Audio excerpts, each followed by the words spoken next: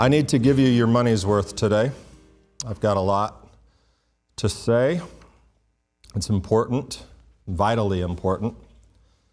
And it starts with this text, Job 34:22. There is no darkness or deep shadow where the workers of injustice can hide themselves. There is no darkness nor deep shadow where the workers of injustice can hide themselves.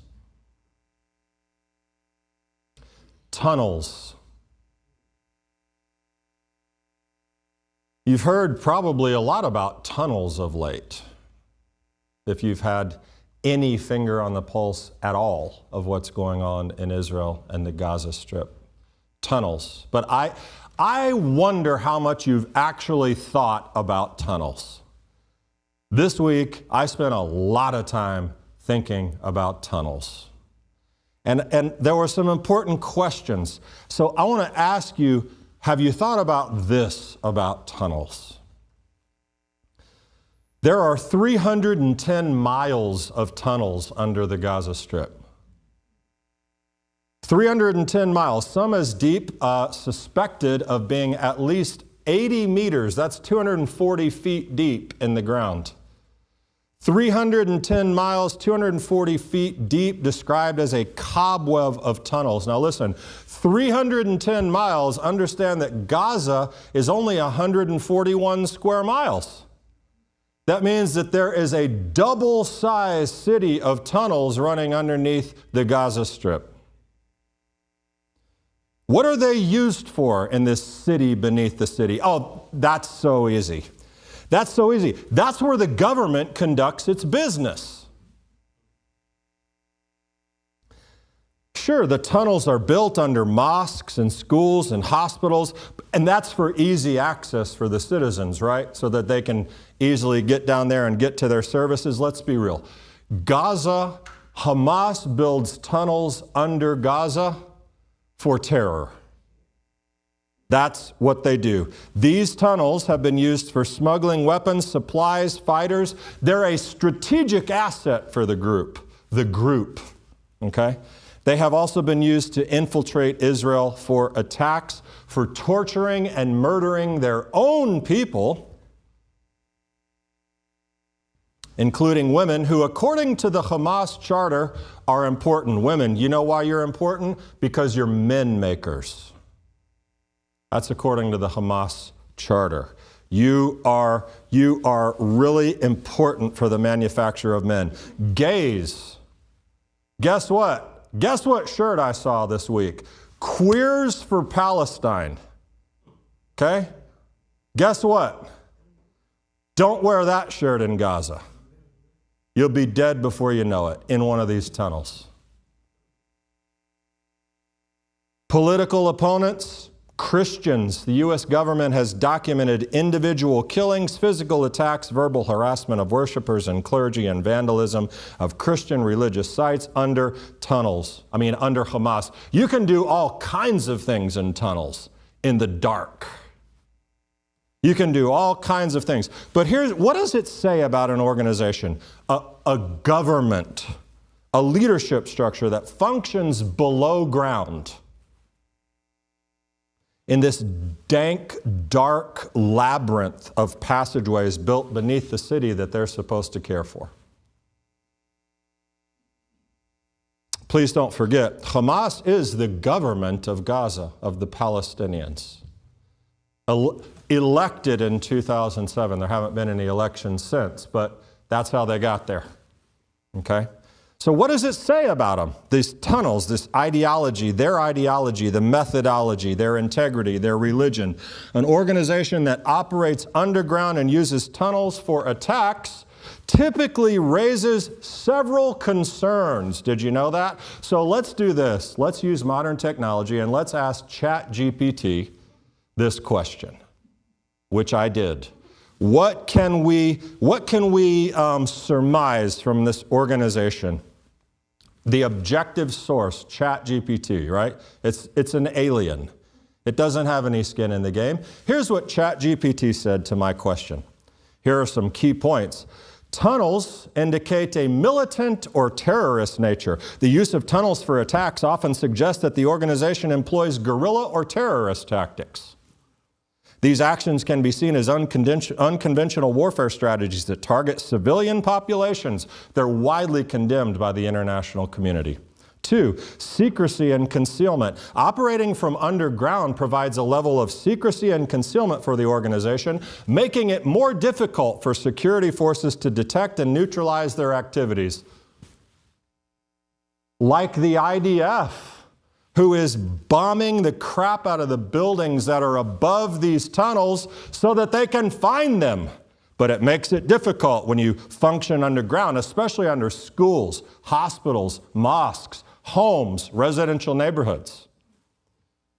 ChatGPT continues, motivations and objectives must be called into question for an organization that dwells in tunnels. Remember this.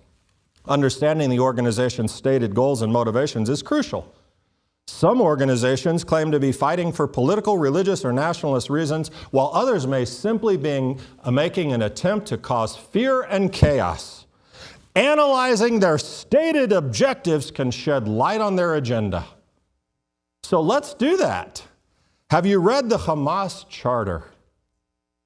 Let me share some of the good golden nuggets. From the preamble, on the destruction of Israel. Israel will exist and will continue to exist until Islam will obliterate it, just as it obliterated others before it. The rejection of a negotiated peace settlement. Peace initiatives and so-called peaceful solutions in international conferences are in contradiction to the principles of the Islamic resistance movement.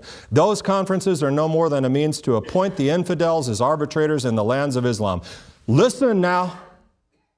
There is no solution for the Palestinian problem except by jihad, holy war. Initiatives, proposals, and international conferences are but a waste of time, an exercise in futility. Well, they got that part right. Negotiating with people who live and function in tunnels is an exercise in futility. Hear me loud and clear on that. But not according to the world, right?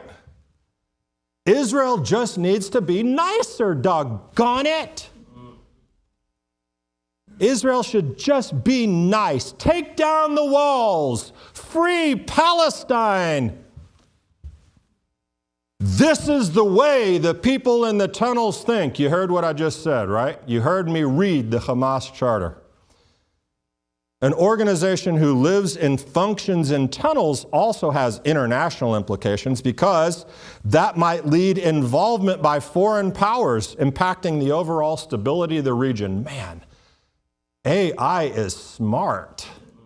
Have you seen how many battleships and destroyers are coming into the Middle East from multiple countries? Ooh. And civilian impact. Attacks from tunnels can lead to civilian casualties and property damage, raising ethical and humanitarian concerns. The indiscriminate targeting of civilians is a violation of international law and can harm the organization's standing in the eyes of the world. Well, thank God Israel's not doing that, right? Thank God they're trying to strategically enter the tunnel, but there's one more civilian impact that AI didn't pick up on this one. Those tunnels aren't cheap. 310 miles of fortified concrete tunnels with communication, power, cooling, all of these things. You know one of the main reasons they wanted fuel in Gaza? Do you know how they ventilate the tunnels? Generators running on fuel.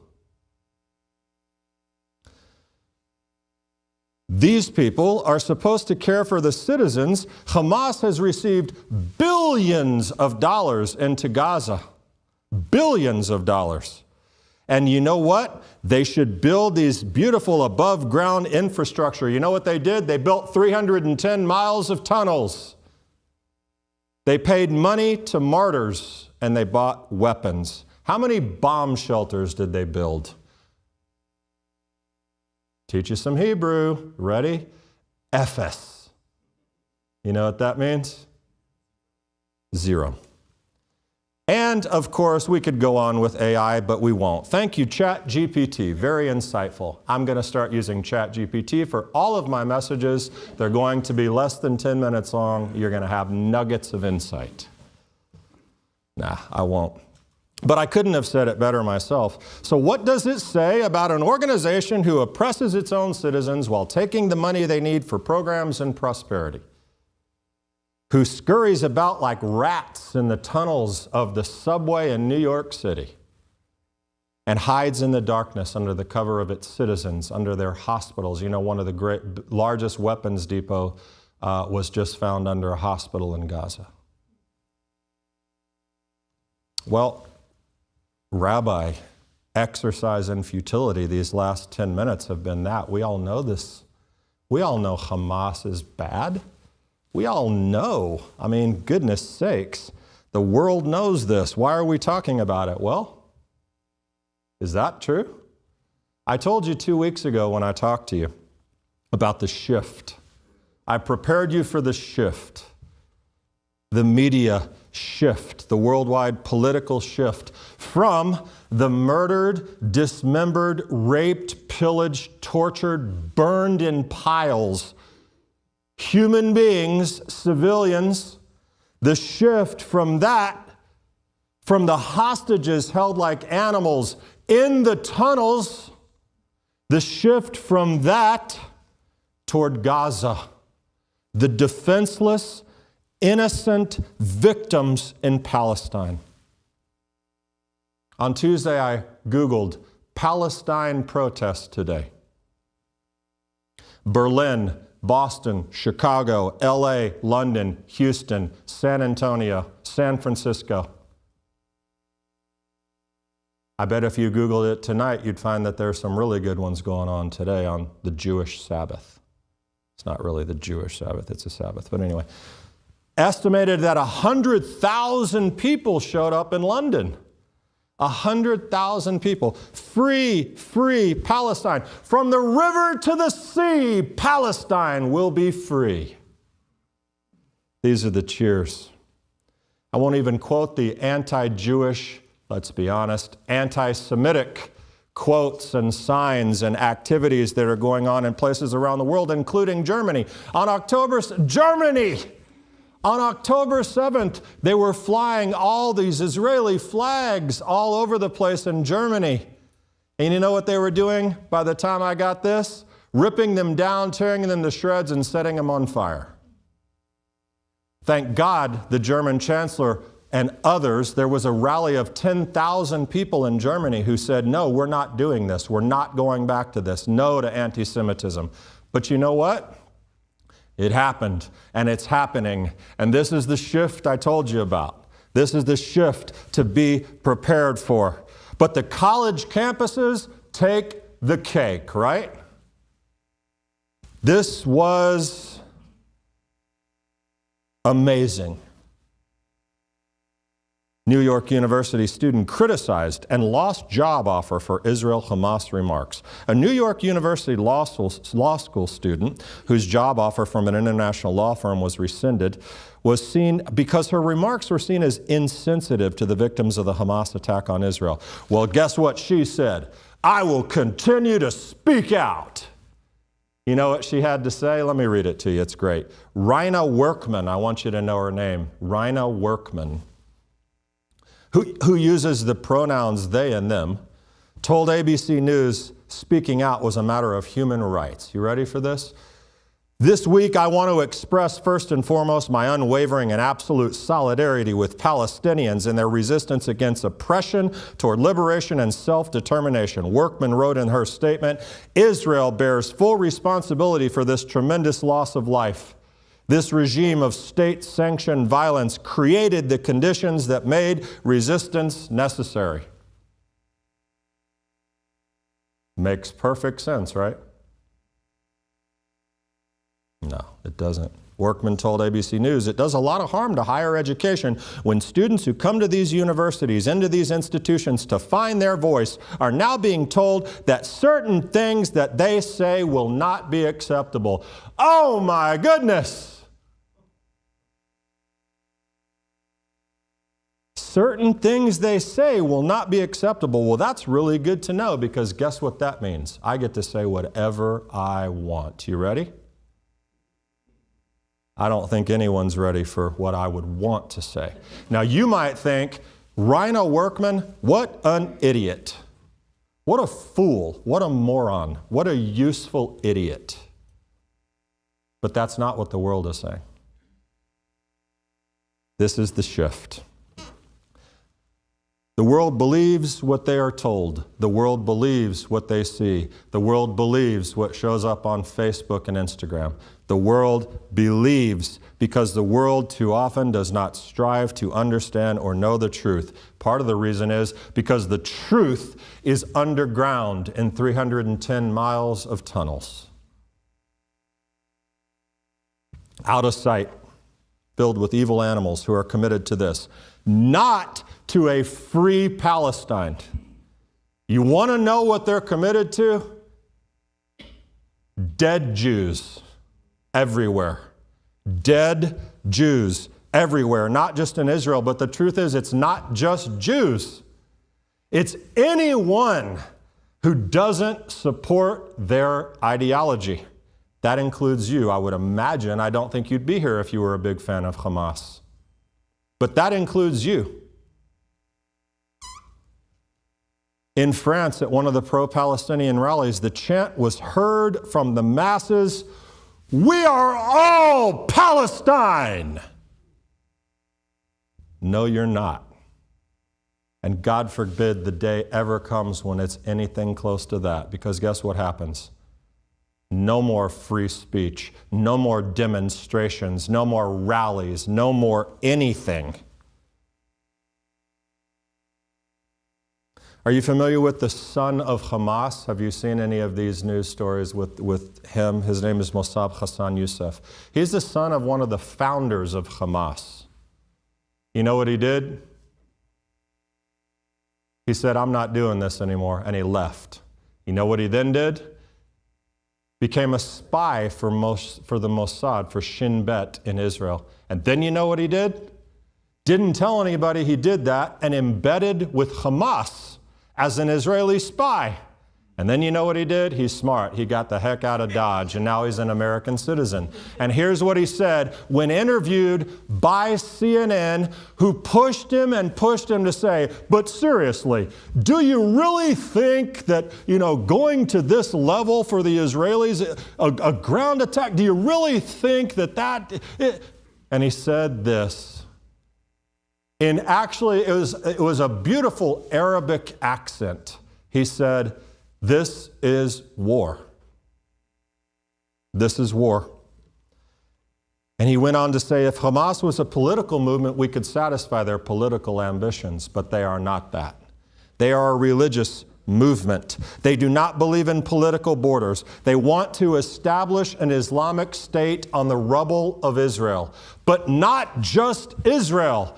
They want an Islamic state around the world. Do you understand? That's the son of the founder of Hamas. The ambition, he said, is global, a global Islamic state. We are not all Palestine. But this is what's brewing in the tunnels, my friends, and sadly it's not contained there. Because I want to ask you this, where are the cries? Where are the cries to break free from Hamas? To oust them by the citizens of Gaza? They're treated like animals by these animals. Where's the revolution? We will not live like this another day. October 7th demonstrated to us, the citizens of Gaza, Hamas, that you are absolute animals. You don't represent us. You've stolen our freedom. You've stolen our resources. You've stolen our elections. You spent our money that we needed for education and social programs on tunnels and bombs and rockets. Where is the world's cry for this? Where are the rallies of 100,000 people saying, "Destroy Hamas and then free Gaza"? Because that's what freedom in Gaza looks like. The destruction of a terror organization that lives in tunnels under the ground. That's free Palestine. Where is the cry? Well, some would say they're afraid, and for good reason. I mean, I just told you, they get tortured, their kids get killed.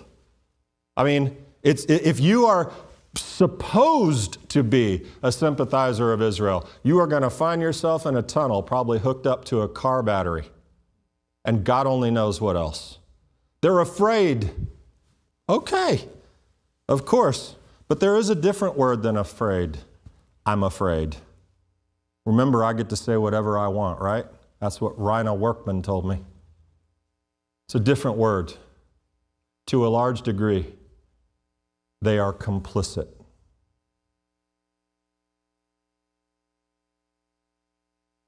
They are brainwashed. They are bought in.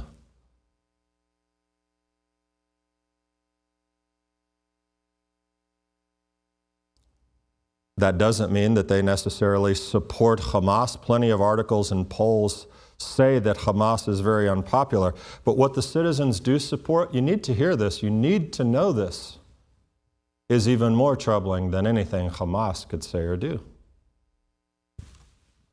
By 70% to 28%, Palestinians oppose a two-state solution. The establishment of a Palestinian state alongside Israel. An even larger number, 76% to 21%, oppose a one-state solution in which both sides enjoy equal rights.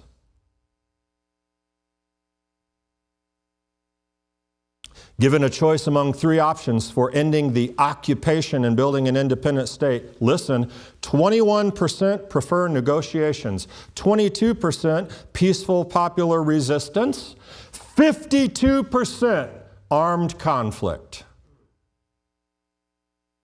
I don't want you to be lied to about what's going on over here, folks. A June 2023 poll conducted by Khalil Shikaki, President, Professor of Political Science, Director of the Palestinian Center for Policy and Survey Research, indicated that 79% of Gazans supported armed opposition to Israeli occupation of Palestinian territory. 2.2 million people, friends. Where are the people who would stand up for what is right? Where are they? Hamas are tunnel-dwelling rats, lower than human for what they've done. To Israel and to their own people, they've done this. This destruction is their fault. They did it. Where are the good people? And I know overthrowing a terrorist dictatorship does not come easy. Who in here wants to volunteer for that job? I understand that. I'm not a simpleton. I'm not suggesting that somebody gets together in a dining room and creates a resistance movement that overthrows Hamas. I'm not suggesting that. But listen, if your ability, here's the objection as to why this doesn't happen. You with me? If a terrorist organization, if they're the governing party, if your ability to feed your family depends on Hamas patronage, even if you'd like to stand up to them, why risk it? That's one of the arguments. But they can't simply start up a campaign to get rid of them, not without grave risks to their lives, livelihoods, and families. Well, listen to me. At some point in your life, grave risk is what it takes. Ask the American colonialists from the 18th century about grave risk to overthrow a government power. Ask George Washington about it. Sometimes it takes grave risk and courage, like the Warsaw Ghetto uprising and the partisans in the World War II. Sometimes it takes courage. I saw a poster from the U.S. State Department offering a $10 million reward for information leading to the capture of Salih al-Aruri. He's the co-founder of Hamas's military wing. $10 million reward from the U.S. State Department. That means you can count on it. If we don't have it, we'll just print it.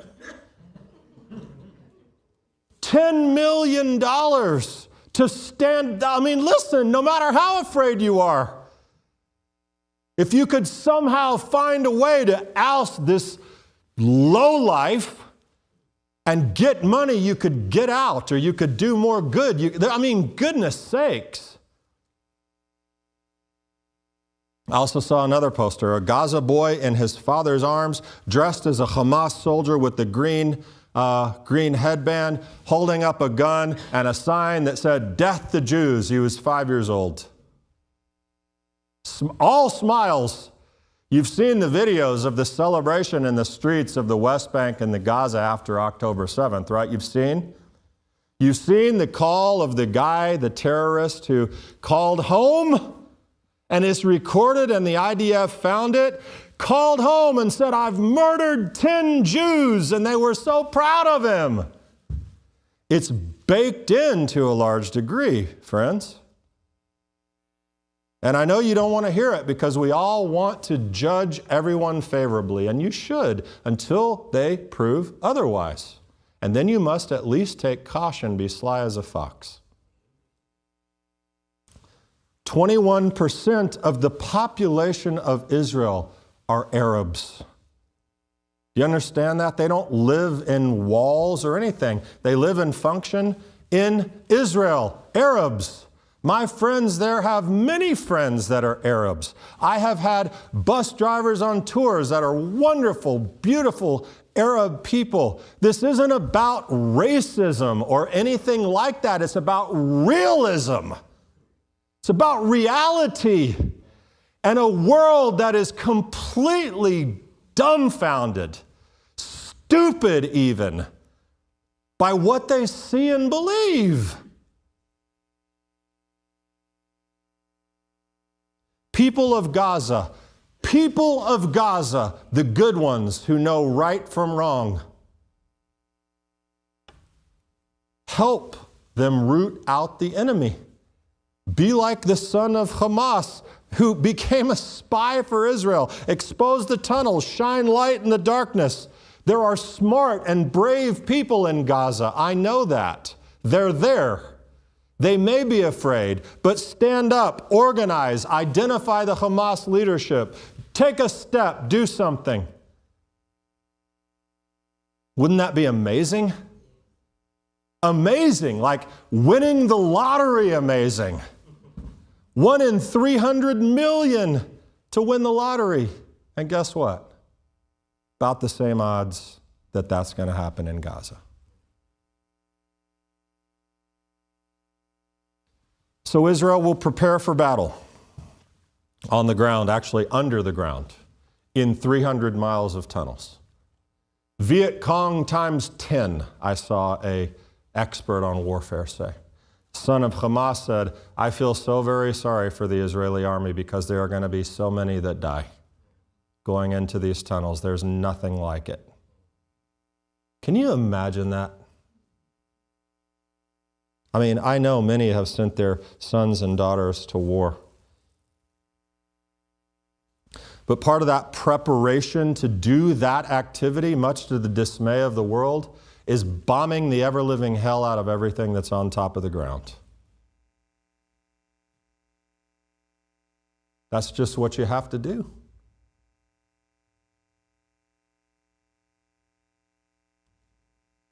It's not pretty, it's war, but it was avoidable. But you see, now young men and women, these people, you understand how the military works in Israel. You graduate from high school, you join the military. You don't flit off to college to start having keg parties. You pick up a machine gun and you train to defend your land. Now these sons and daughters, 18, 21, plus almost 400,000 reservists who are husbands, wives, parents, they have to do this. They have to do this. What's the alternative? Imagine if you showed up at your doctor's office and he said, "Bad news, God forbid any of us, bad news, you've got lymphoma. You got cancer. It's all in your lymph nodes and everything.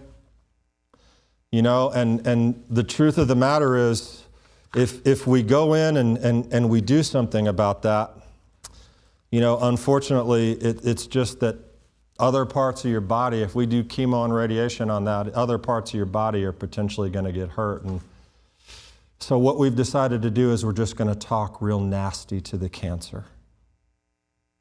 We're just going to have a real hard conversation with it and hope that it'll be eradicated from the deep recesses of your body. Do you understand my analogy? You can't just talk to these people. Sometimes you got to go with a full-on assault. My dad is a cancer survivor. He had lymphoma, stage 4, 2004. Coming up on 20 years, Baruch Hashem, thank you, God. When he got it, he was so sick. They had to barrage his body with drugs. He couldn't function for days at a time. Had to do it. Sometimes that's what you have to do in war, too. You just have to go all out. And that's what you're seeing happen in Gaza. Listen, I know what it looks like. I know what it feels like. I see it, too. I'm not saying I love it and that I'm cheering for destruction and death. That's not at all what I'm saying. I'm trying to just make sure everyone understands what it is that's going on here in this thing. So when you see the news reports and the videos and people carrying out on stretchers and bodies and children in their arms and blood and casualties of war, I know what that feels like. But there's a great lie being told. You ready for lie number 1? That Israel and Gaza are the same. That they're the same, that they operate with the same mentality. And what you hear from the UN and the West, no offense, I love the West. I live in the West. I don't love our politicians. There's a lot of things I don't love. But I don't love when you hear we're urging Israel to show restraint, to human, what's it called? Human, I can't even remember the word right now. But the assumption is Israel are such animals that if us civilized folks didn't go in there and tell them not to kill everyone, that they'd just they'd nuke the whole place. But thank God we are the moral authority, and we tell people. This is an army that calls to let you know they're coming with bombs. They send leaflets. They distribute things to say, you gotta leave, you gotta leave, you gotta leave. I want to ask you a question. How many times do you think Vladimir Putin has called, or vice versa? How many times do you think Zelensky's called to say, we're gonna be bombing you? Israel is the most humanitarian army on the face of the earth. They don't need instructions from us. But listen to me on this. Israel, or Gaza, Hamas, all of them, they are the enemy.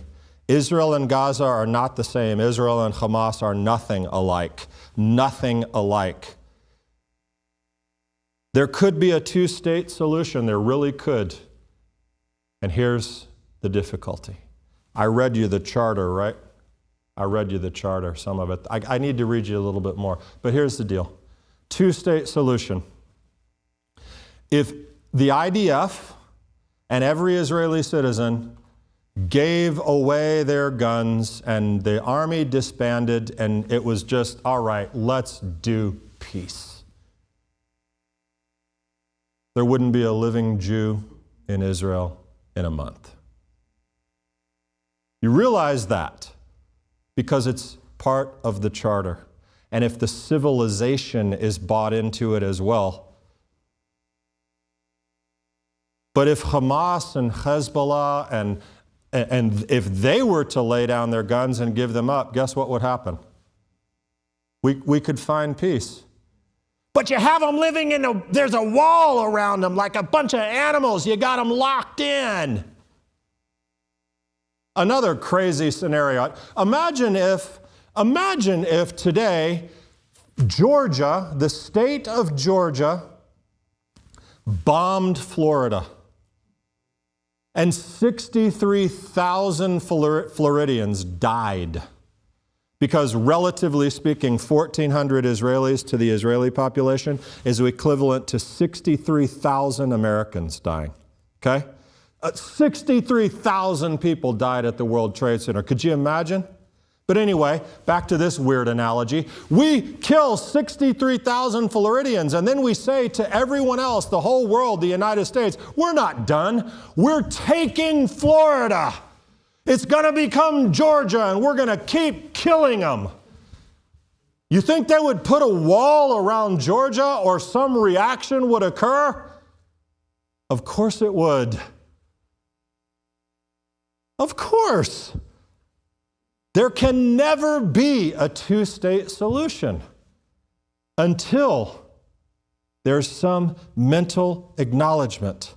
The last big lie, this very big lie.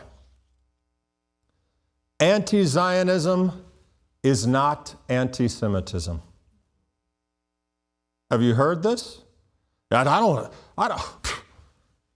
don't dislike Jews. I just dislike Zionists and this Israel, this corrupt secular government in Israel. It doesn't have anything. Jews, listen, anti-Zionism is not anti-Semitism. That's the myth. That's what's being propagated and embraced. Let me read you just a little bit. I'll finish up here in just a minute. This is from the Hamas charter as well. The day of judgment will not come about until Muslims fight Jews and kill them. Then the Jews will hide behind rocks and trees, and the rocks and trees will cry out, "Oh, Muslim, there's a Jew hiding behind me. Come and kill him." The enemies, it continues, have been scheming for a long time and have accumulated huge and influential material wealth. With their money, they took control of the world media. With their money, they stirred revolutions in various parts of the globe. They stood behind the French Revolution, communists, most of the revolutions we hear about. With their money, they formed secret organizations such as the Freemasons, Rotary Clubs, and the Lions. Did you know those are Jews who did that? Which are spreading around the world in order to destroy societies and carry out Zionist interests. They stood behind World War I, formed the League of Nations through which they could rule the world. They were behind World War II, through which they made huge financial gains. There's no war going on anywhere without them having the finger in it. Zionism scheming has no end. And after Palestine, they will covet expansion from the Nile to the Euphrates River. When they have finished digesting the area on which they have laid their hand, they will look forward to more expansion. Their scheme has been laid out in the protocols of the elders of Zion. The Hamas regards itself the spearhead and vanguard of the circle of struggle against world Zionism. Islamic groups all over the Arab world should also do the same, since they are best equipped for their future role in the fight against the warmongering Jews. Zionist scheming has no end, they said. Do you want me to translate that for you? I can. Jews are the Zionists.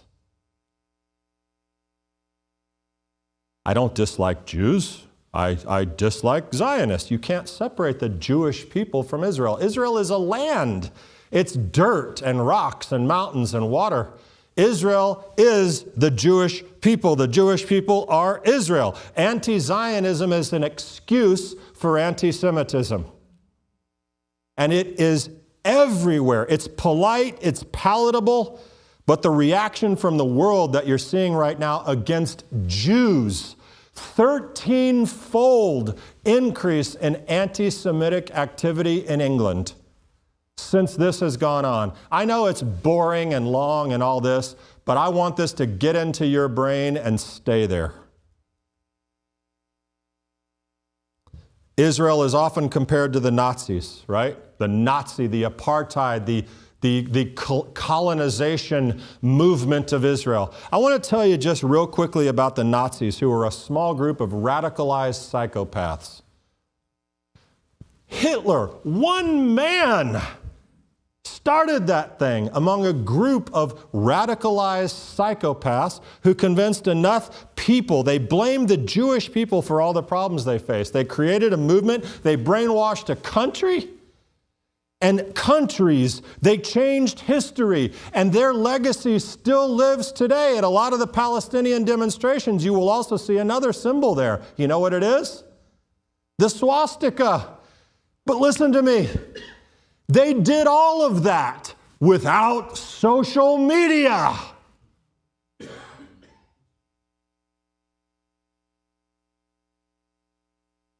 That was nothing compared to the propagandizing that can be done now. A world simultaneously turning against the Jewish people. The anti-Zionist trope that you will hear and hear and hear and hear again is an excuse to hate Jews. And it will happen. It is happening, actually, in America. Here's what you have. On the far right now, you know what the argument is?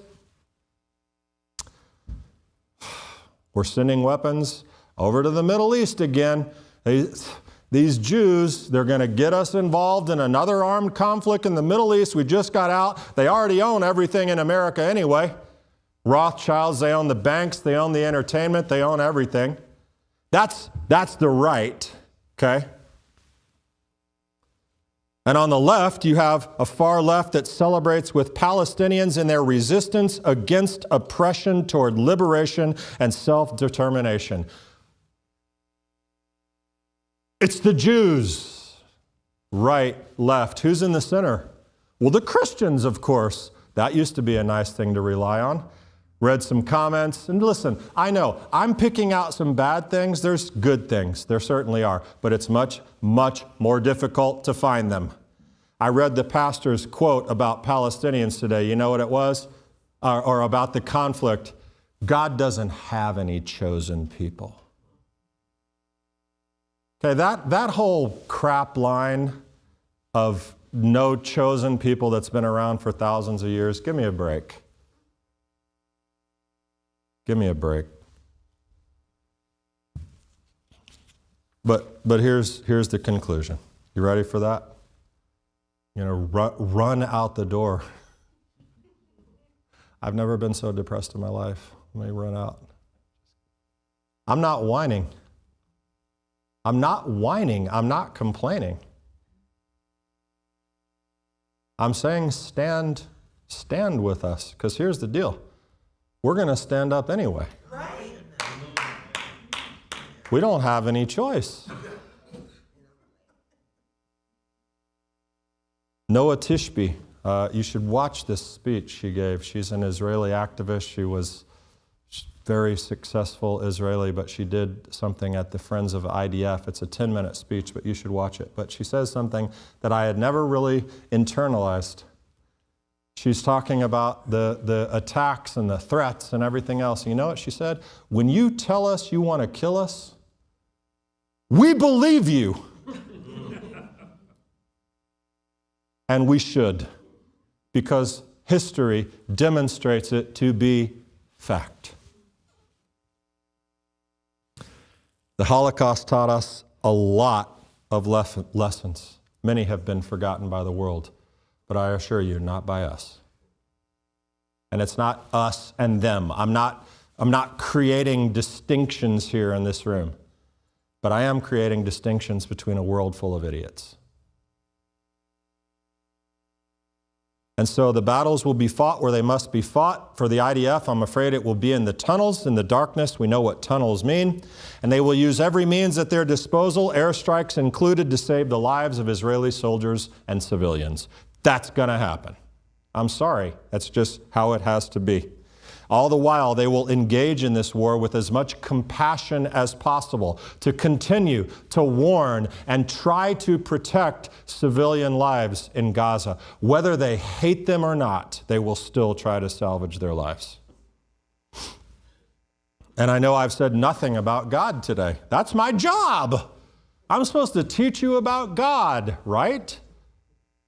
Well, I am teaching you something about God, but let me make it explicit here, because this week's Torah portion is particularly relevant. Lech lecha. Abraham, we meet Abram, right? These most famous words come from Lech Lecha.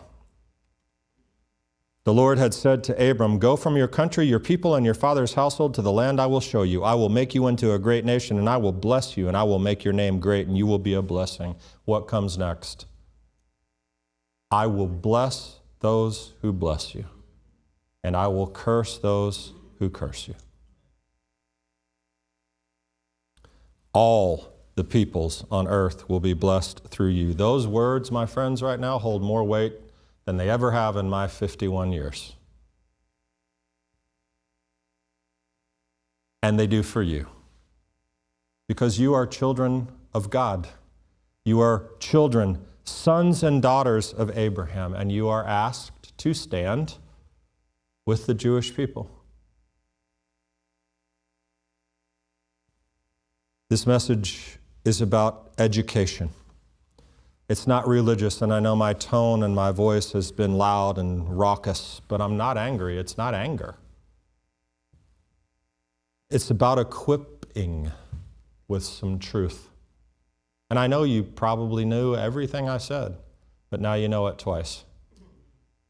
And you can remember it.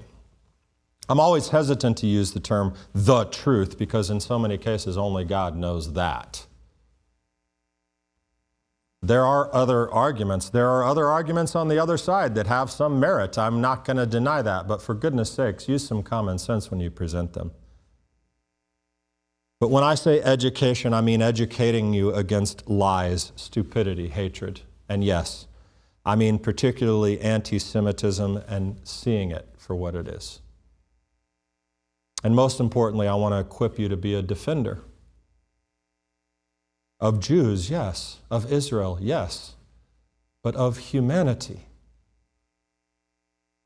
Humanity, when ignorance and hatred and sometimes even worse, apathy show up. Someone must act. Someone must speak. Someone must.